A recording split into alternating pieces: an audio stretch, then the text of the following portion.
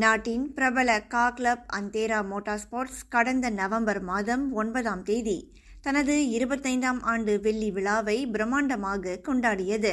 இந்நிகழ்ச்சியில் Dato Abdul Malik, Dato Suresh உட்பட அந்தேரா motor sports கிளப்பின் உறுப்பினர்களும் கார் ஆர்வலர்களும் கலந்து சிறப்பித்தனர்.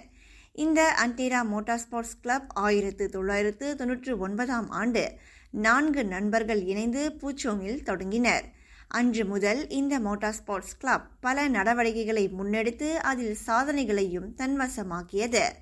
அந்தேரா மோட்டார் ஸ்போர்ட்ஸ் கிளப் இளைஞர் மற்றும் விளையாட்டுத்துறை அமைச்சின் கீழ் பதிவு செய்யப்பட்டுள்ளது.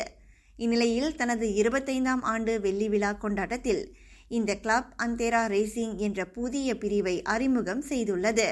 கார் பந்தய துறையில் இளம் வீரர்களை உருவாக்கி மோட்டார் ஸ்போர்ட்ஸ் துறையின் வளர்ச்சிக்கு பங்களிப்பதே இதன் நோக்கமாகும்.